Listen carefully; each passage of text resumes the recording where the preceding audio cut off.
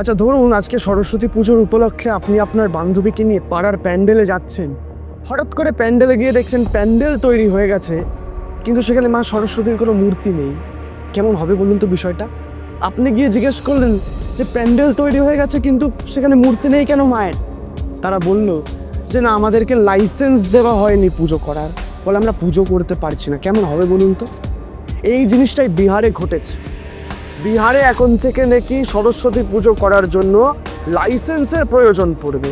বাবা, বিহার সরকার বলেছে সরস্বতী পুজো করার জন্য লাইসেন্সের প্রয়োজন পড়বে। পরের বছর আমরা যদি শুনি যে মা সরস্বতী যখন স্বর্গ থেকে মর্তে নেমে আসবে, মা সরস্বতী থেকেও তো লাইসেন্স চাইবে, আমরা কি অবাক হব? আমরা অবাক হব না। নমস্কার সকলকে, সরস্বতী পুজোর অনেক অনেক প্রীতি ও শুভেচ্ছা। বাগদেবীর আরাধনায় মেতে উঠুক সকলের মন, সকলের জীবন। আমি বিহার সরকারের কাছে, বিজেপির কাছে অনুরোধ করব, আপনারা আজকে সরস্বতী পুজোর উপলক্ষে সরস্বতী মায়ের কাছে যান, অঞ্জলি দিন, হাতে খড়ি করুন। কারণ আপনাদের যা মাথায় বিদ্যা বুদ্ধি, তাতে আপনারা দেশ চালাতে পারবেন না, সরকার চালাতে পারবেন না।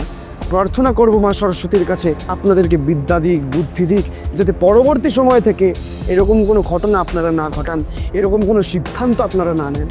আর আমি সেই সব বিজেপি নেতাদের, বিজেপি শাসিত রাজ্যের মুখ্যমন্ত্রীদেরকে যারা বারবার করে গলা ফাটিয়ে বেড়ায় বাংলায় নাকি সরস্বতী পুজো হয় না, বাংলায় দুর্গা পুজো হয় না, বাংলা নাকি বাংলাদেশ হয়ে যাচ্ছে, কত বড় বড় কথা, কত বড় বড় বাতেলা তারা মেরে বেড়ায়। আমি অনুরোধ করব, শুধু সরস্বতী পুজো না, আপনারা যদি বাংলায় লক্ষ্মী পুজোর সময়ও আসেন, আজকের দিনে দাঁড়িয়ে বাংলার প্রত্যেকটা গলিতে গলিতে আপনারা লক্ষ্মী পুজোর প্যান্ডেলও দেখতে পাবেন, সেখানে ভোগ বিতরণও দেখতে পাবেন।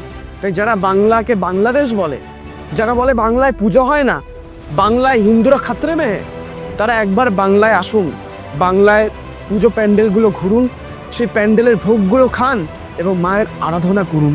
বুঝবেন অন্য রাজ্য থেকে বাংলা কেন আলাদা।